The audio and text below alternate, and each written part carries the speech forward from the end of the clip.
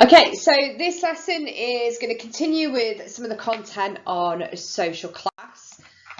We are going to pick up from the ideas of measuring social class and start to talk about this second feature, and that's the patterns and trends that you find in social class and differences and inequalities.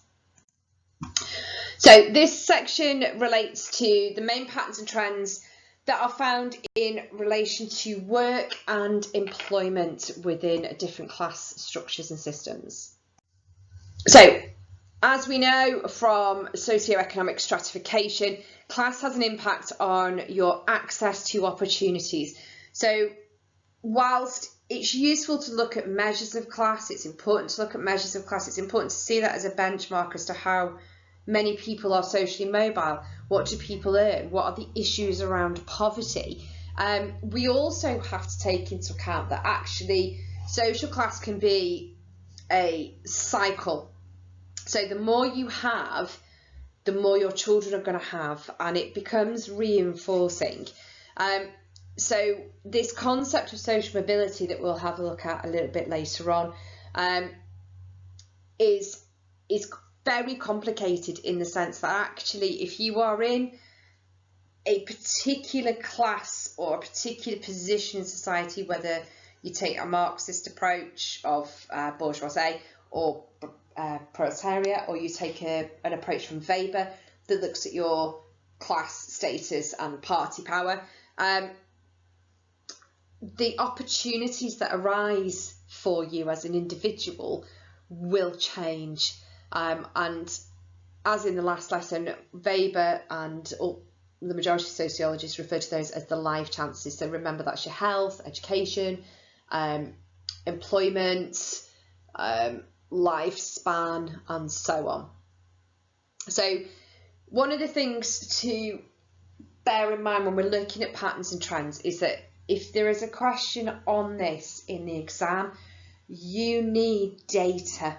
You need to know statistics and you need to know numbers. All right. So, for example, you can see in front of you here, you've got how much makes you a top earner in the UK. All right. So this breaks down the top 10% of the country. So 89% of this country earn less than 54,000. This is 2019 data. Don't have up-to-date data from that because of COVID and it's kind of skewed national earnings. So 2019 is a good year to kind of look back at as a solid reflection of pay. So the vast majority of jobs, 89% of this population, will earn less than £54,000. That's, you know, the majority, the vast majority of this country. But then you have the top 10%. Now, if you look at the first sort of 5%, so that's here, draw a line down the middle, right?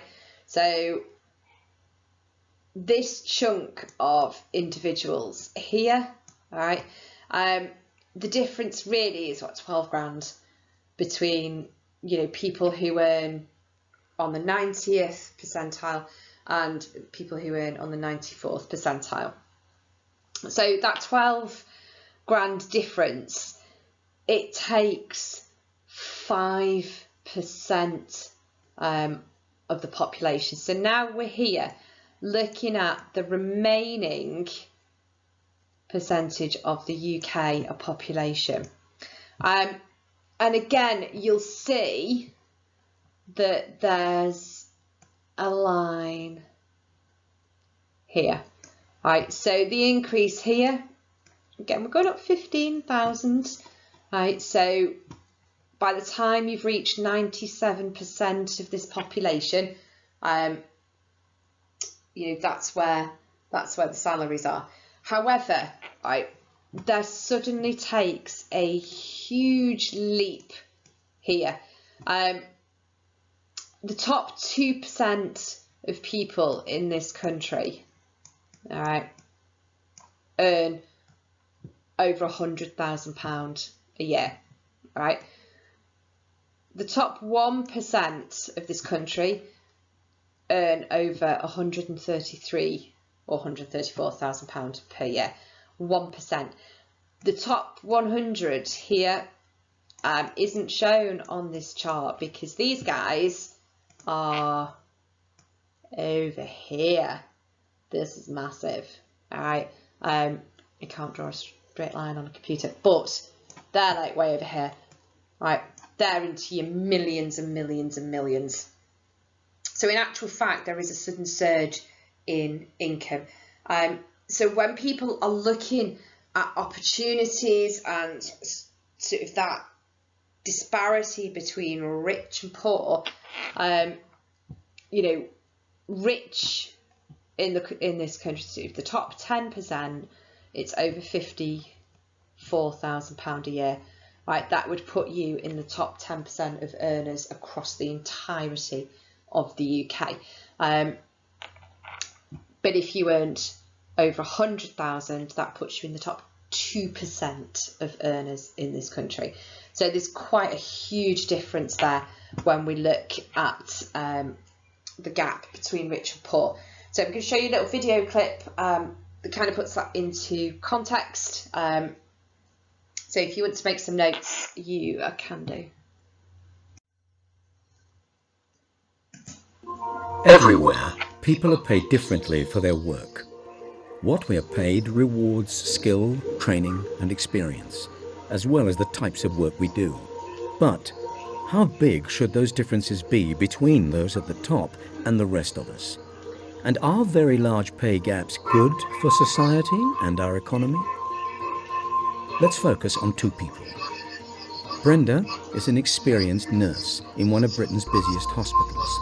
After several years moving up her pay scale, she earns £12 an hour, the average wage in the UK.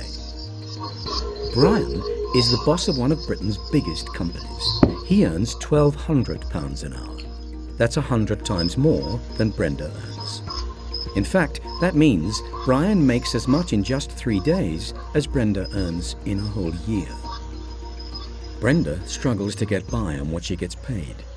Wages for average earners like Brenda have hardly changed in a decade, whilst food prices are going up, gas and electricity bills are rising, and rents are going through the roof.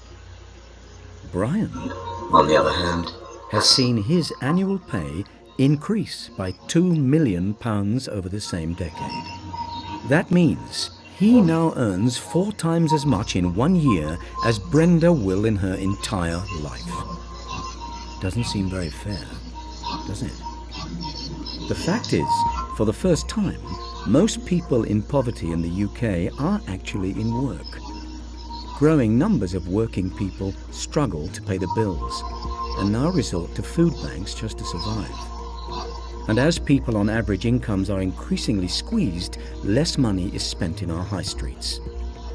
The growing pay gap between pay at the top and pay for everyone else is bad for those who earn the least, bad for average workers like Brenda, and bad for Britain's economy. And all the while, people like Brian do better and better. But it doesn't have to be like this. Other modern, successful European countries have prosperous societies with all the new technology and consumer goods that we enjoy in the UK. But in those countries, incomes are divided much more evenly. The super rich have a bit less than they do in the UK, but everyone else has a little more. If the total income of everyone in the UK was shared between the richest 1% and everyone else in the same way as it is in the Netherlands or Denmark, for example, 99% of us would be better off by nearly £3,000 a year per household. So, if we want to tackle poverty, we have to do something about inequality. Because higher incomes for some means lower incomes for others. Most people don't get their fair share because some are taking far more than their fair share. This is why it is essential for Britain to cut the growing pay gap between those at the very top and the rest of us. Learn more at highpaycenter.org and inequalitybriefing.org.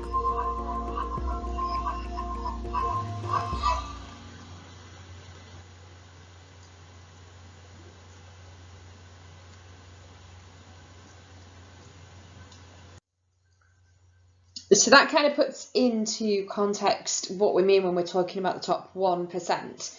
And as I said on the chart a little bit earlier on, I can draw the level of top 1% of earners. It would have gone straight off the page. So even though if you're in the 99th percentile, so if you are one of the top 99% of earners in the UK, you will be earning around 134,000 a year. However, if you are in the top 1%, to get into that bracket, you would need to be earning approximately $1.8 million a year. It's done in dollars because it's globalized. And you can see the kinds of disparities and sort of the countries in which those disparities take place. So that top 1% is a huge difference to even the top 99%.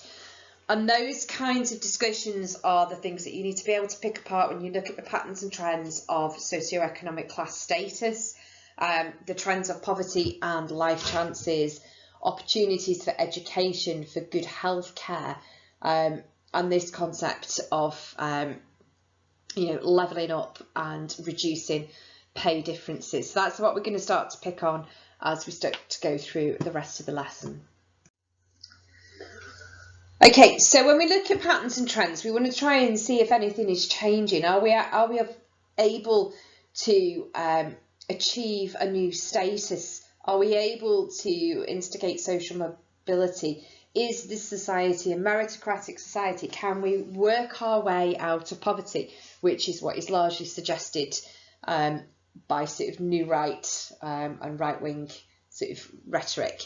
And it's important to understand some of the changes behind that. So traditionally the working class was seen as a large group in society in low-paid manual jobs, so mining, shipbuilding, the cotton industries, iron industries, and those kinds of professions. However, the new right would now suggest that the working class are now the middle class. They would say that working class, traditional working class jobs have in fact disappeared. Post-industrialisation, there's been a massive shift in service sector professions as opposed to manual labour professions. And as a result, they would say that people are now middle class because they're actually financially more well off than they were, and they're not necessarily engaging in physical, hard manual labour. So they would see that sort of socioeconomic employment shift. But what they also state is that they do not see rising inequality as a problem. It's not really anything to be concerned about. They argue that overall the increase in wealth benefits everybody. So they take very much that approach of statistical poverty rather than relative deprivation. So, you're no longer living in a rundown hut with no food, no gas, no electric, no water. You are usually in a house with some gas, some electric, some food and some water. So therefore you're better off and it's not a problem. So according to the new right, people getting richer and richer and richer are able to create jobs for the poor. So the super rich deserve their success, they should keep their success, and they make massive contributions to society. Everyone has a chance to work their way up the system if you sort of take a new right perspective, and you need to basically stop complaining and work harder. As we know, there are a number of key issues with the new right and Charles Murray's views of things like an underclass. namely the assumption of this particular aspect of being rich and wealthy.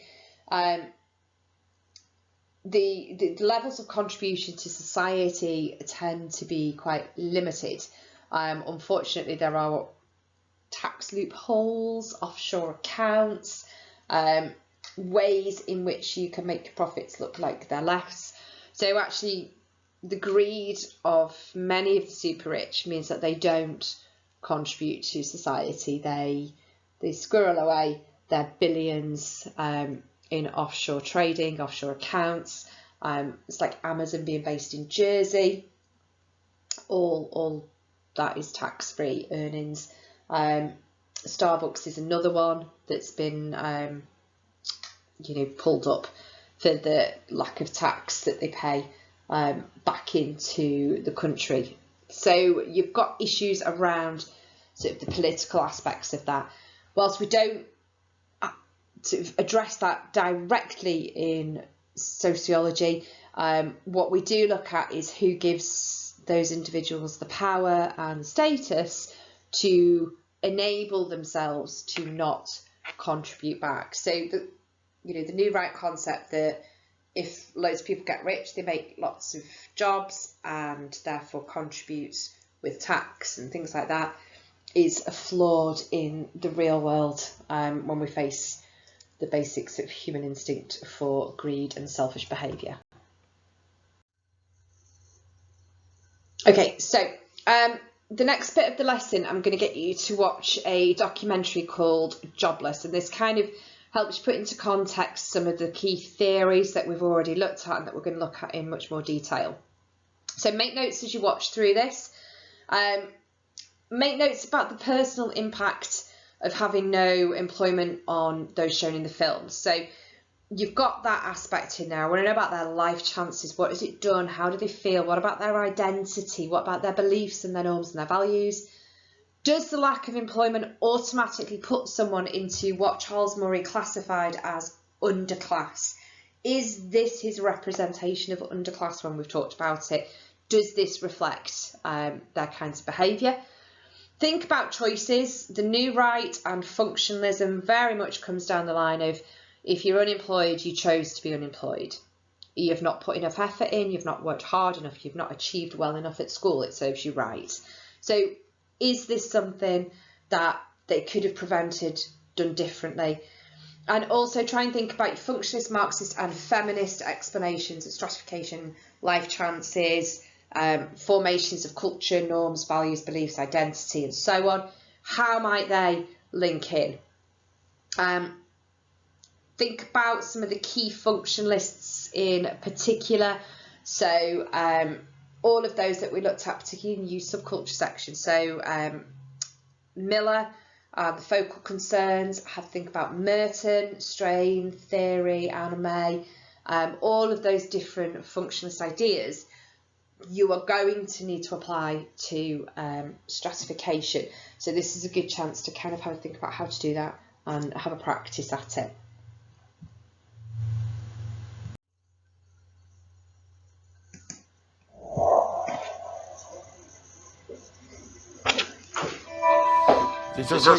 Let's go. I don't really understand why there isn't that much money anymore. I only really understand that people haven't got much money and they're all losing their jobs. Is that the recession? If you stay there here tonight, you'll get arrested. I know, that's why we had to come out, darling. We'll never do this again. Our mum stops crying and our dad keeps on shouting and so does our mum because they're really stressed and angry because they've actually lost their job. They're just around all the time and they're not working. And everybody says, why isn't your dad not at work? And I say, and I have to explain it.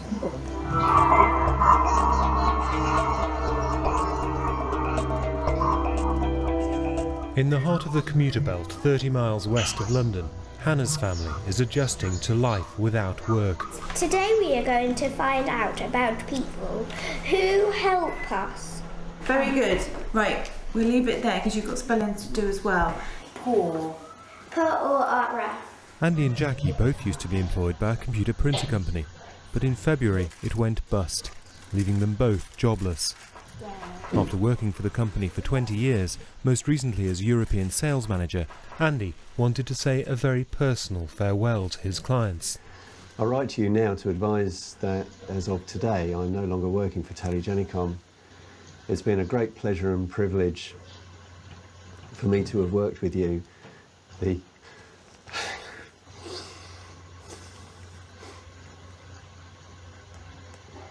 It's been a great pleasure and privilege for me to have worked with you. The kindness, can't say it, the kindness, hospitality and friendship that you've shown me has been fantastic. I wish I could have returned it as much. I wish you well for the future and hope our paths may cross again one day. But whatever happens, you'll always be in my memories.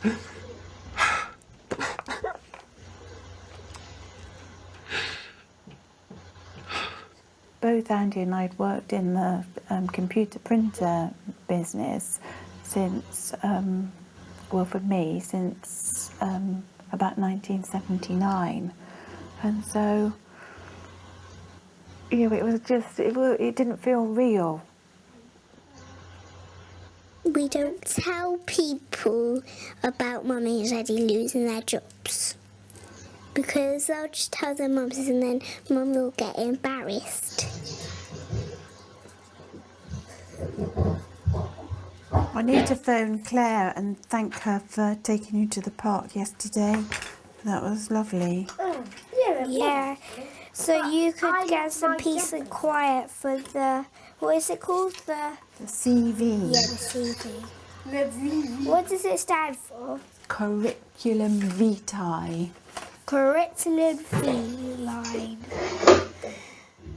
Because the company was declared bankrupt, the couple did not receive any redundancy payment, though Andy was at least able to claim the equivalent of around 10 weeks' pay from the National Insurance Scheme. I've got to go to the job centre. But after 3 months of unemployment, the family are now eating into their savings and still struggling to sort out their unemployment benefit. It says that they can't pay the job seekers allowance. We cannot pay you because you have not paid or credited with enough Class 1 National Insurance contributions. I phoned this number on the top and he said, well, why didn't you do a joint claim? But that won't give you the same amount of money anyway, would it? But maybe that's what we'll have to do then. You need to phone that guy. Yeah, phone James. Well, you know, you need to push, you need to get an interview because I'm sure that if you Yes, I'll do that, yeah. I'll get in front of him. Yeah, I'll do that now. All right then. Bye then, sweetheart. I'll see you in a minute. Be good. Where is Mummy going anyway? Mummy's going down to the job centre. She's signing on. Last night we had a bit of a to-do because this job that seems a really good job for Andy, he's not going to get a telephone interview until he's done a new CV. Oh, hello. I've resisted getting a CV done professionally, but just wanted to double check the sort of the costs involved. Okay. Did you say that was plus VAT? Cheers then, bye-bye.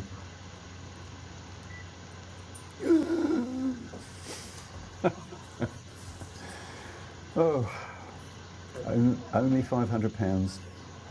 So we spent the whole of Bank Holiday Monday, when the weather was beautiful, sitting in front of a PC, trying to think up words to put on a new CV. Sandy Vollard here. It was regarding that opportunity.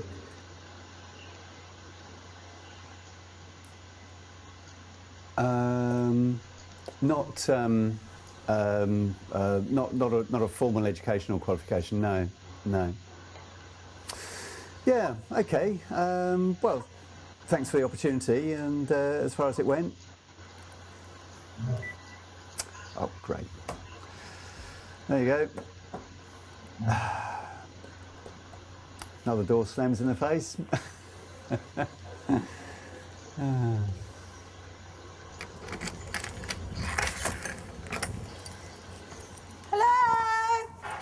Hi! Well, you never believe, after all of that, all of this time today, waiting and waiting and waiting, and I've had to sign off. Because you said, well, there's no point in you signing on because we're not going to pay you anyway. Have you phoned that guy about the job? Oh. Yeah. Well, now what? There's somebody else in the running who's got some technical qualification. No. Are you not going to get an interview then? No. Oh, no. All that time and yesterday. effort and emotion and... I felt so positive about that one. Yeah. Oh, Andy. Back to square one again.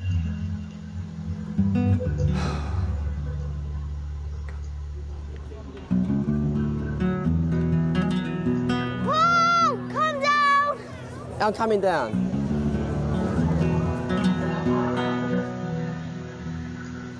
Like Andy and Jackie, Paul and his wife Elma have both lost their jobs. For over 20 years, they've worked at Vistion, a car parts factory in North London.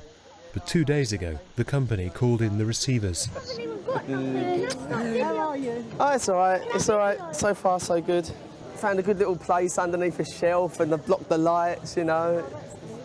When the Vistion workers were told that they'd not only lost their jobs, but also their redundancy package and their pensions, some of them occupied the plant.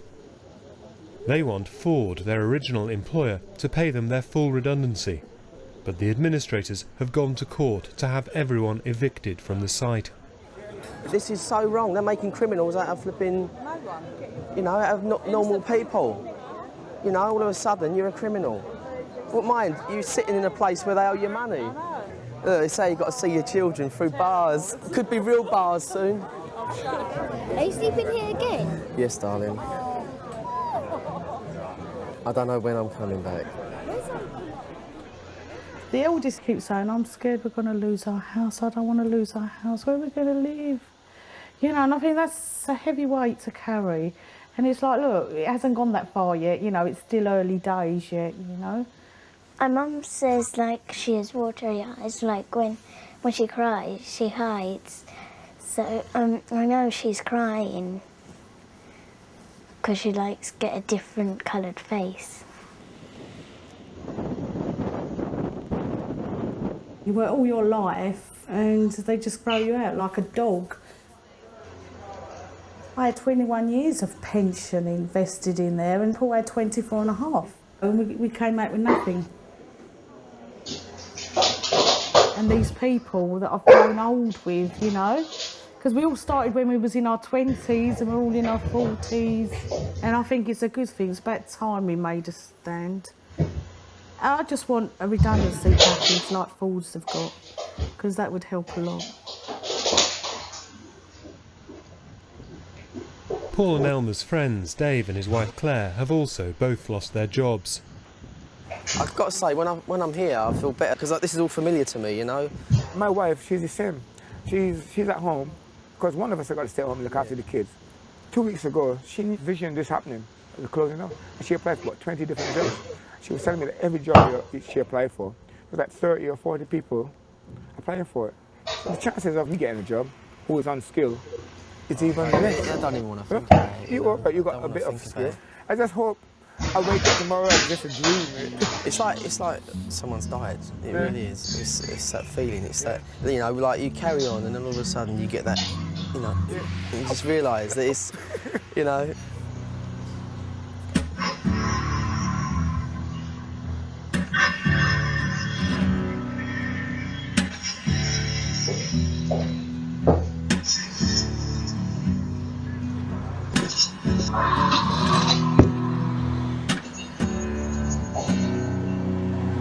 I'd like to thank everyone for turning up today. We're facing a struggle here for the future of a number of Scottish national newspapers.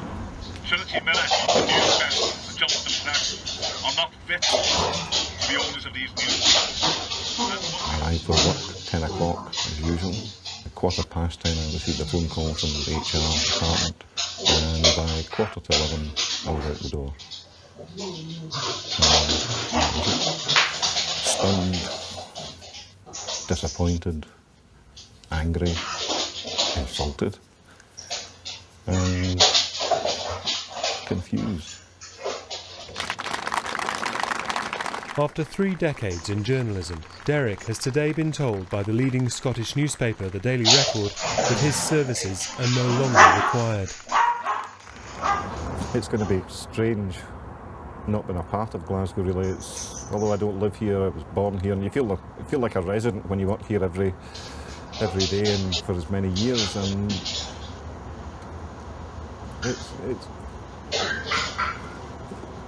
it's quite an emotional moment, I have to say. It's quite emotional.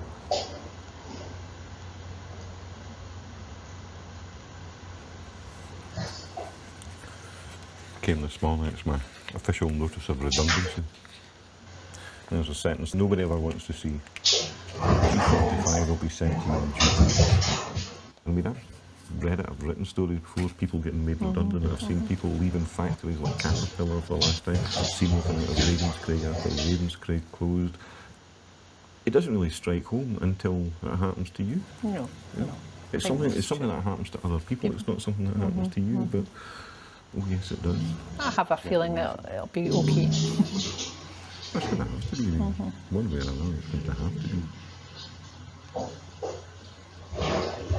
My wife said to me in bed, she said, you know, you could look at this as a big adventure. So I replied, well, yeah, you could, but why don't you just turn around, shut up and go to sleep? So I'm not quite at the stage of seeing it as an adventure, but she's a very positive. Could I just take a wee break for a sec, please, if you don't mind?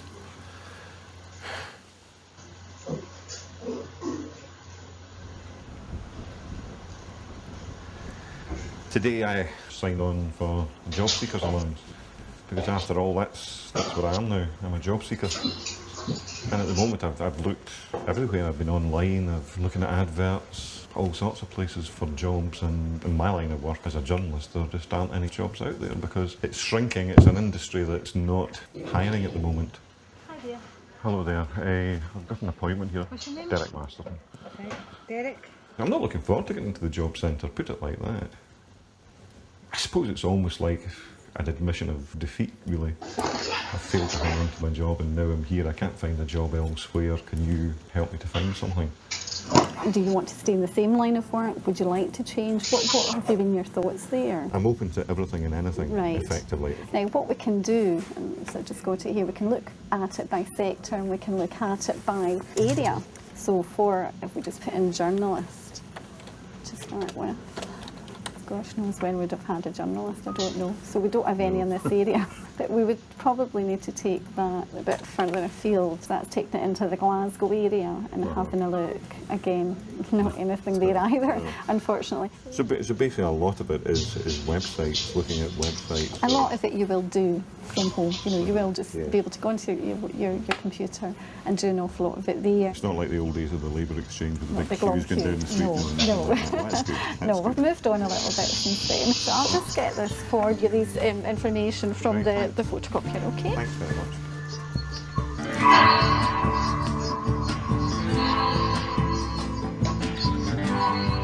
$1,359 new jobs. Try that.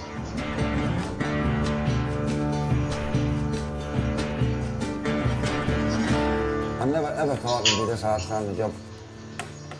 In the 80s was bad, but this everywhere you look, there's nowhere to go now. There's no London, there's no nothing. Gary lost his job in the building industry over 4 months ago. He lives in Saltburn in Cleveland with his wife Michelle, who's also out of work, and their 2 daughters. Gary's been jobless before, but never for this long. Financially, it's absolutely crippling. You're robbing Peter to pay Paul. At the start of it, you can juggle, but Peter seems to be getting further away now and he's getting harder to catch. And Paul just seems to be wanting pain all the time. The way I see it is if we lose the house, we lose the house. and worrying about it isn't going to make any difference. If one bill does get paid every month, it's going to be the mortgage. We'll sit with a candle. But I'm not going to lose this house. I sold all the candles on the car boot sale. Did you? Yeah. I'm sitting in the dark then. We don't really care that we haven't got enough money because we understand. We've got friends to play with. We've got friends who live on our street who go to our schools. We've got friends to play with, and I've got my room and I've got all my books and stuff like that to read, so we don't really mind. She has good listening skills. Have you? You don't listen to me. Nobody listens to you. I have enjoyed reading her poetry. It's good, isn't it? In which she uses language creatively and imaginatively. I look forward to reading more as she progresses throughout this goal. Well done. And guess what? If I had a job, I'd give you £1. So John Ollie instead. I have got quite a lot of money and I do let my dad use it because he would need it when things come along. I've got a 1p from Jersey and a 20p from the other man. If he needs something in the car, I give him about 10p. I've got all different ones, like all different 50p's and all different 10p. Oh, bank. I've called you, you've called me about 30 times since Wednesday. Can you definitely do that this time? Because about 20 times now it's been... Right, just hang up on you. Then they wonder why you get behind. It gets a bit annoying that they keep phoning us because they keep phoning us for no reason and just ask for money and more money and more money and money that we don't have. Bank again. What's 3 minutes later? Gary Davis first, I'm speaking, please. Mr. Davis. I was about to call, I have a circle in my point. Sorry? Halifax again. Check out the system, that's what I said last time. What, 3 minutes ago? Now that will probably another, say 10 times before 9 o'clock, probably tonight. Either he hangs up on them or they hang up on him. Just get... Because I think they get a bit fed up of ringing him and stuff like that, but... That's all I really know. That's classed as we've spoke to you. It's just so frustrating with them.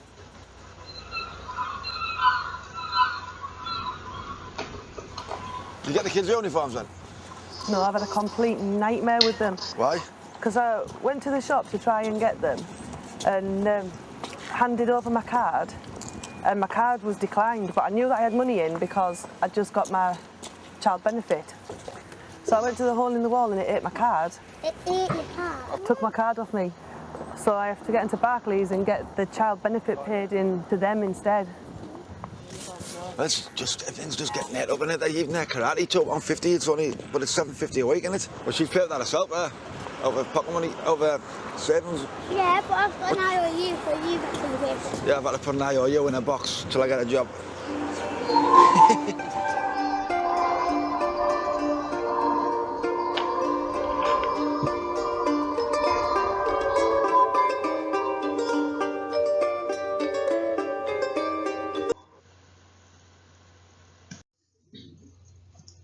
Okay, so that gives you a little bit of an idea of putting into context social issues around employment, work, social class and inequality, and hopefully you've been able to pick up some of the key things from different theoretical perspectives that would try and explain the reasons for the situation and sort of the experiences that people have.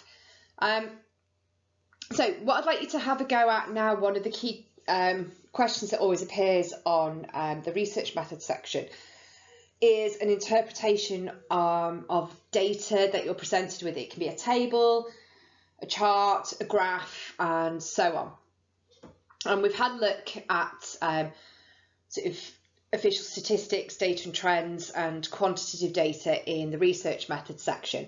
So what I want you to do very quickly for this is, in the little space in your booklets, just make a note of how you would interpret the data that is in front of you. these would be 4-mark questions, and they're related to how well you can make an interpretation. So not a description of what you see, but actually an interpretation of what that might mean.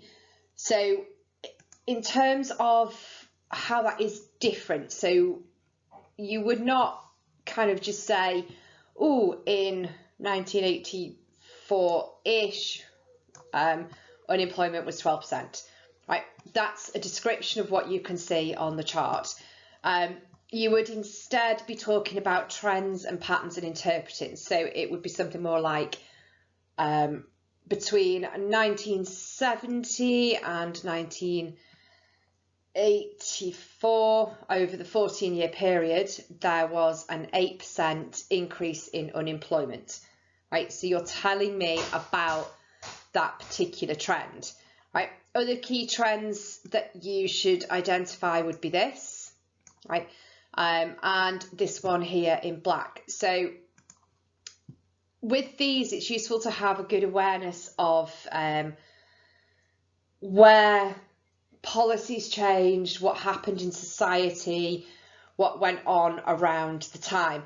So for example, here with the big black line, this was when the school leaving age was increased to 18. All right, and remember, this data is for people aged 16 and over. So again, be aware of the social circumstances. You can use those for interpretations as well. The question on an exam paper would be 4 marks, so that would require you to give 2 interpretations. So with something like this, I would pick an upwards trend and talk about, like I said, the difference here being 8%, a downwards trend, you know, what was happening around this, that time, what was happening around this time, and what's happening here as employment has started to increase. So I'm going to give you a couple of minutes just to jot down 2 interpretations of that. What I'd like you to do is attach that to Teams just so I can see how you're doing with interpreting data, what kind of comments you're making, and making sure that you're just not describing it. Don't do this first one. All right, this is the one I've given you. I don't want that in there. I want 2 of your own interpretations of the data that you've got in front of you.